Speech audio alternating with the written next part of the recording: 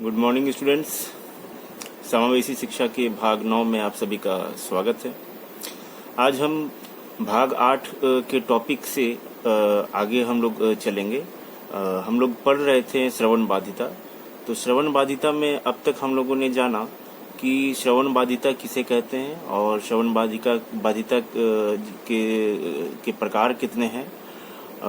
मुख्यतः 2 प्रकार होते हैं, एक संपूर्ण श्रवण बाधिता और दूसरी आंशिक श्रवण बाधिता।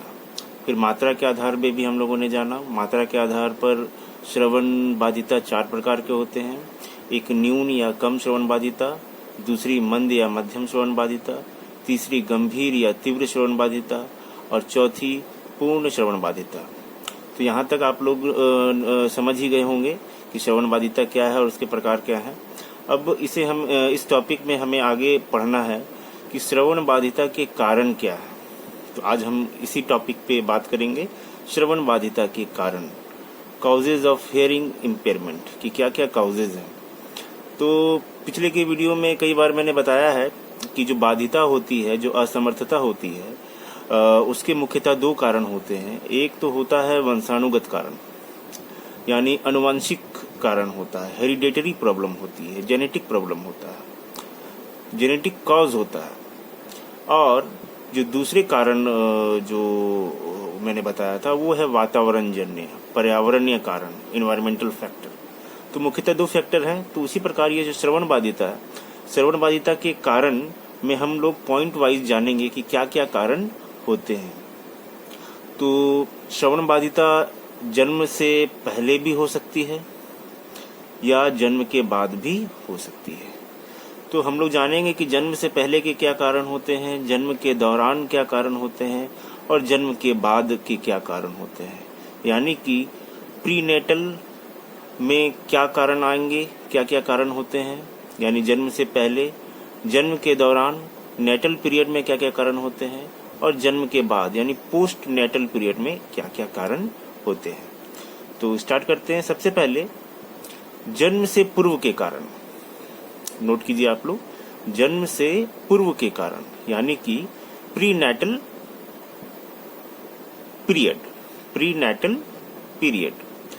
तो इसमें सबसे पहला पॉइंट जो है जन्म से पूर्व के कारण में, प्रीनेटल पीरियड में जो सबसे पहला कॉज है, जो सबसे पहला कारण है, वो है आनुवंशिक या वंशानुगत, यानी हेरिडेटरी या जेनेटिक।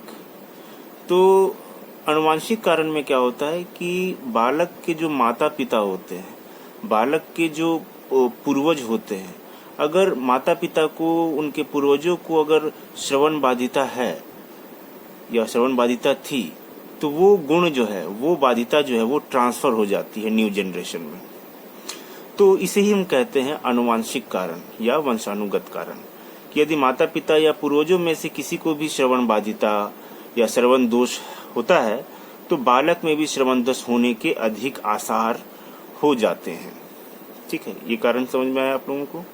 थोड़ा इसमें मैं क्लियर कर दूं कि मनोवैज्ञानिक सिद्धांतों के अनुसार जो गुणों का जो ट्रांसफर होता है एक जनरेशन से दूसरे जनरेशन में, माता पिता से जो बालक को जो गुण ट्रांसफर होता है, इसको एक मनोवैज्ञानिक अध्ययन के तहत बताया गया है कि 25% गुण जो है बालक को माता की तरफ से मिलता है, 25% गुण जो है पिता की तरफ से मिलता है, 50% हो गए, 50% 25% माता की तरफ से, 25% पिता की तरफ से, और बाकी का जो 50% है वो नाना नानी या दादा दादी की तरफ से गुण जो है ट्रांसफर होते हैं।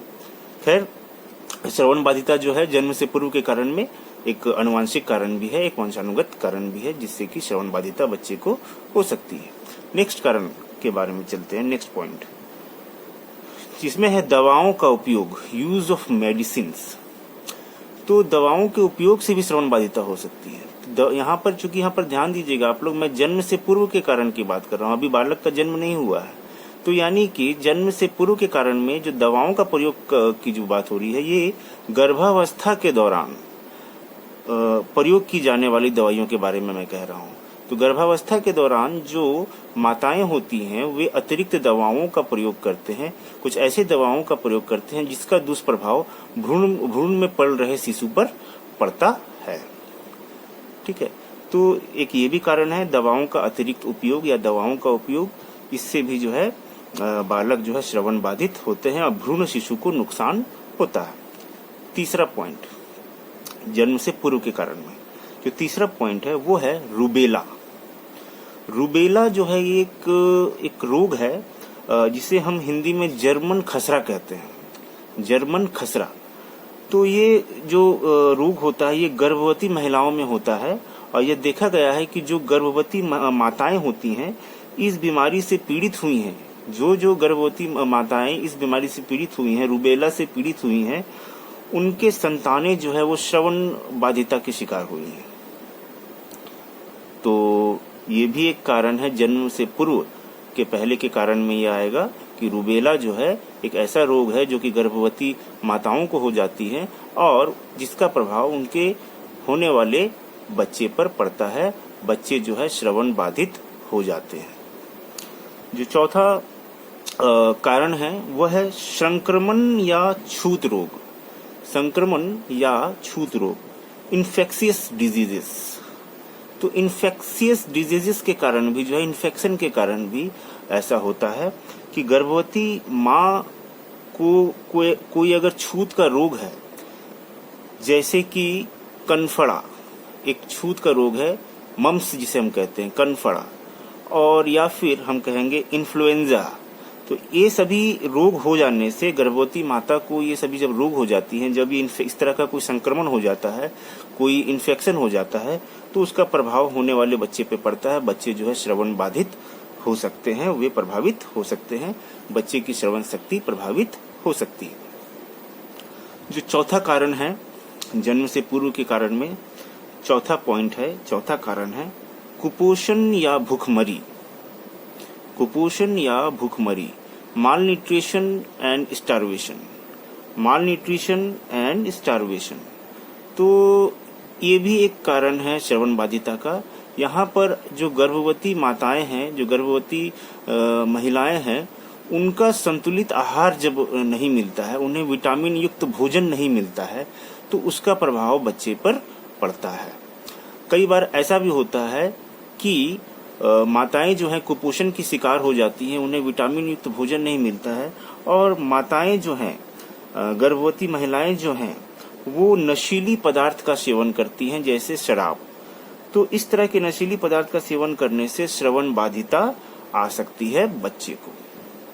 तो ये जितने भी पॉइंट्स, जो 4 पॉइंट्स मैंने बतलाए, ये जन्म से पूर्व के कारण है। एक तो हेरिडेटरी भी होता है, वंशानुगत भी हो सकता है ये। दूसरा मैंने बताया दवाओं का उपयोग। तीसरा मैंने बताया रूबेला, जो कि एक रोग है, एक जर्मन खसरा जिसे कहते हैं। तीसरा पॉइंट मैंने बताया संक्रमण या छूत रोग, इन्फेक्शियस डिजीज। और चौथा कारण मैंने बताया कुपोषण या भूखमरी, माल न्यूट्रिशन एंड स्टार्वेशन। तो ये सभी कारण जन्म से पूर्व के कारण है, जो कि श्रवण बाधिता को जन्म दे देती है। अब हम बात करेंगे जन्म के समय के कारण की, कि जन्म के समय, जन्म के दौरान क्या क्या कारण होते हैं जिससे कि बच्चे जो है, बालक जो है श्रवण बाधित हो जाते हैं, उन्हें श्रवण बाधिता हो जाती है। तो इसे हम कहेंगे, लिखिए, पॉइंट लिखिए, जन्म के समय के कारण। Natal period. तो नेटल पीरियड में क्या होता है, जन्म के दौरान भी कई ऐसे कारक हो जाते हैं जिससे कि बालक श्रवण बाधित हो जाते हैं। जैसे अध्ययनों से पता चलता है कि समय से पहले प्रसव, यानी समय से पहले प्रसव हो जाना, समय से पहले डिलीवरी हो जाना, या फिर कह सकते हैं समय से पहले जब प्रसव हो जाता है तो बच्चे का वजन जो है वो कम हो जाता है। तो कम वजन वाले बच्चे जो होते हैं उनको भी श्रवण बाधिता उनमें भी देखी गई है। ये एक ऐसा अध्ययन किया गया है जिसमें अगर जो है समय से पूर्व अगर प्रसव हो जाए, डिलीवरी हो जाए, बच्चे का जन्म हो जाए, तो बच्चे का वजन कम होगा और वो श्रवण बाधिता का भी शिकार हो सकता है। जन्म के दौरान के भी और भी कई कारण हैं, नेटल पीरियड में और भी कई कारण आते हैं, जैसे कि ऑक्सीजन की कमी। ऑक्सीजन की कमी होने से भी ऐसा होता है, माता को सही मात्रा में ऑक्सीजन नहीं मिलता है, माता को सही प्रकार से ऑक्सीजन नहीं मिलता है, तो जो बच्चे हैं, बच्चे को भी सही प्रकार से ऑक्सीजन नहीं मिल पाता है। या फिर प्रसव के दौरान प्रयोग किए जाने वाले औजार, कुछ ऐसे इंस्ट्रूमेंट्स, ऐसे औजार का प्रयोग किया जाता है जिससे कि श्रवण बाधिता हो सकती है, कुछ चोट लग सकता है औजार से। ठीक है। फिर प्रसव के समय में एनेस्थेटिक दवाइयों का भी प्रयोग किया जाता है, एनेस्थीसिया दिया जाता है जन्म के समय। तो उस एनेस्थेटिक दवाइयों का प्रयोग भी जो एनेस्थेटिक दवाई का प्रयोग हम किसी भी शारीरिक अंग को शून्य करने के लिए प्रयोग में लाते हैं। तो ऐसी दवाइयों का प्रयोग से भी बच्चे जो है श्रवण बाधित हो सकते हैं। या फिर जन्म के दौरान के कारण में होता है एक और, इसमें आप बोल सकते हैं कि प्रसव के समय अधिक रक्त का स्राव या अधिक रक्त का प्रवाह, अधिक रक्त बह जाने से भी बच्चे को जो है श्रवण बाधिता हो जाती है। तो जन्म के दौरान की ये सभी कारण हो गए कि प्रीमेच्योर डिलीवरी जिसे हम कहते हैं, समय से पहले प्रसव हो जाने से बच्चे का वजन कम होता है, एक कारण ये भी है। ऑक्सीजन की कमी हो जाती है। जन्म के समय कई एनेस्थेटिक दवाइयों का प्रयोग किया जाता है, जिससे ये भी एक वजह है। कई जो है औजारों का भी प्रयोग किया जाता है प्रसव के दौरान, और प्रसव के समय अतिरिक्त रक्त प्रवाह भी हो जाने से भी श्रवण बाधिता आ जाती है। अब जो है जन्म के बाद के कारण को भी जान लेते हैं। इसे हम कहेंगे पोस्ट नेटल पीरियड। तो जन्म के बाद के कारण जो होती है, जन्म के बाद जब बच्चे ने जन्म ले लिया, जन्म के बाद के कारण के बारे में हम यहाँ जानेंगे। तो यहाँ पर जन्म के बाद बच्चे का जो प्रथम 5 वर्ष का जो विकास क्रम है वो भी कई प्रकार की बाध्यता को जन्म दे देता है। जैसे कि जन्म के बाद बच्चे को कोई दुर्घटना हो गई, या बच्चे को जो है कोई किसी प्रकार की कान की बीमारी हो गई, तो ये सभी कारण जो है बच्चे की श्रवण शक्ति को कम कर देते हैं, श्रवण बाधिता ला देते हैं। उसके जन्म के बाद के कारण में मैं इसको भी पॉइंट वाइज में बता दूं कि जैसे कि पहला है इसमें पॉइंट मेनिनजाइटिस। मेनिनजाइटिस, इसे इंग्लिश में भी हम मेनिनजाइटिस कहेंगे। यह भी एक बीमारी है, जो कि ये भी एक रोग है जो कि बैक्टीरिया या वायरस से होने वाला ये संक्रमण है। ये भी एक प्रकार का इन्फेक्शन डिजीज है जो कि बैक्टीरिया या वायरस से होता है, और ये प्रभाव डालता है केंद्रीय स्नायु तंत्र पर। जो स्नायु तंत्र जो होता है, जो नर्वस सिस्टम होता है, उसे ये प्रभावित करता है। ये जो बीमारी होती है मेनिनजाइटिस, ये नर्वस सिस्टम को इफेक्टेड कर देता है, उसे प्रभावित कर देता है। और नर्वस सिस्टम से जो है हमारी श्रवण स्नायु भी जुड़ी होती है, जो कि जिस नर्व्स से, जिस वेन से हम सुन पाते हैं, जो कि हमारे जो सेंट्रल नर्वस सिस्टम जो है, हमारे कान तक जो कोई नस जाती है जिससे कि हम सुन पाते हैं, जो श्रवण स्नायु तंत्र हम जिसे कहेंगे, तो सुनने वाली जो नस है वो प्रभावित हो जाती है इस बीमारी के कारण। तो ये जन्म के बाद का कारण हो गया। दूसरा कारण है, ये भी एक और मैं बीमारी बता रहा हूँ, एक रोग बता रहा हूँ जिसे हम कहते हैं कर्णशोथ। कर्णशोथ, इसे इंग्लिश में कहते हैं ओटिटिस। ओटिटिस, यह रोग जो है, ये जो कर्णशोथ, ये जो रोग है, ये कर्ण के मध्यम भाग में होता है, यानी कि ये हमारे मध्य कर्ण को प्रभावित करता है। और इस रोग से क्या होता है, अगर सही समय पे अगर इस रोग का इलाज ना किया जाए तो मध्य कर्ण में क्या होता है, कान में पस जम जाते हैं। पस मतलब हिंदी में हम इसे कहेंगे मवाद, इंग्लिश में कहेंगे पस। तो मवाद जम जाता है जिससे कि बालक को सुनने में कठिनाई होती है, उसे श्रवण बाधिता आ जाती है। तीसरा पॉइंट है जन्म के बाद के कारण में, वो है दुर्घटनाएं, एक्सीडेंट्स। तो कई दुर्घटनाएं ऐसी हो जाती हैं जिससे कि श्रवण बाधिता आ जाती है। कई बार हम कान के मैल साफ करने के लिए किसी लकड़ी या पिन की सहायता लेते हैं, तो कभी कभी क्या होता है, कान के जो पर्दे होते हैं, जो कर्ण पटल होते हैं, उसमें छिद्र हो जाता है, उसमें छेद हो जाता है, उसमें नुकसान हो जाता है, जिससे कि हमारी सुनने की क्षमता जो है वो नष्ट हो जाती है। तो ये इस प्रकार की दुर्घटना भी हो सकती है। या फिर ऐसी दुर्घटना हो सकती है जहां पर हमें मस्तिष्क पे चोट लग जाता है, या फिर स्नायु तंत्र में किसी प्रकार का, जैसे मैंने पहले बताया कि वैसी नस जो होती है, वैसी नसिका जो होती है जिसका संबंध हमारे सुनने से है, उस नस में कोई चोट लग जाने से, कोई नुकसान होने से भी जो है श्रवण बाधिता आ जाती है। कोई ऐसा एक्सीडेंट हो जाता है जिससे कि जन्म के दौरान बच्चे के मस्तिष्क में कोई चोट लग जाने से, आघात हो जाने से भी जो है बच्चे जो है श्रवण बाधित हो जाते हैं। तो तो एक्सीडेंट हो जाने से भी श्रवण बाधिता आती है। कोई गहरा आघात, कोई गहरा चोट लगने से श्रवण अंगों पे, कान में कोई चोट लग गया, मस्तिष्क में कोई चोट लग गया, जिससे हमारा स्नायु तंत्र जो है अफेक्टेड हो गया, नुकसान हो गया, तो भी श्रवण बाधिता आ जाती है। चौथा कारण है जन्म के बाद के कारणों में, वह है बीमारियां व संक्रमण। ठीक है, डिजीजेज एंड इन्फेक्शंस। तो कई बीमारियां और कई संक्रमण रोग ऐसा होता है जो कि जन्म के बाद भी बालक को सुनने की क्षमता को प्रभावित करते हैं, बालक को श्रवण बाधिता होती है। तो कुछ बीमारियों के मैं नाम यहाँ बता रहा हूँ जिससे कि श्रवण दोष उत्पन्न हो जाता है, श्रवण बाधिता हो जाती है। जैसे कि चेचक, स्मॉल पॉक्स, कनफड़ा, मम्स जिसे हम कहते हैं MUMPS, मम्स। तीसरी बीमारी है मोतीझरा, मोतीझरा, टाइफॉइड हम इसे इंग्लिश में कहते हैं, मोतीझरा। चौथा है कुकुर खांसी, जिसे हम कहते हैं व्हूपिंग कफ, कान में मवाद, पस इन ईयर, खसरा, मिजल्स। ठीक है, तो कई बार ये जो बीमारियां होती हैं इससे भी श्रवण बाधिता आ जाती है जन्म के बाद बालक को, ये सभी रोग हो जाने से। और कई बार इन रोगों को दूर करने के लिए जो दवाइयां खाई जाती हैं, जो दवाइयां प्रयोग में लाई जाती है, वो भी, उसके भी जो दुष्परिणाम जो है, उसके भी जो साइड इफेक्ट है या फिर गलत प्रभाव जो है दवाइयों का बालक पर पड़ता है और बालक जो है श्रवण बाधित हो जाते हैं। चौथा कारण है कुपोषण या भूखमरी।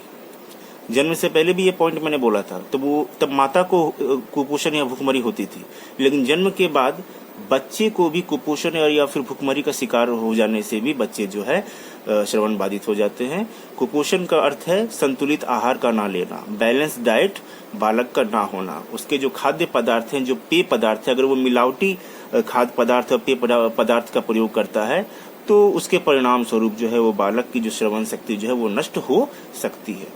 तो ये सभी जो है ये 5 पॉइंट जो मैंने बताए, ये जन्म के बाद के कारण है।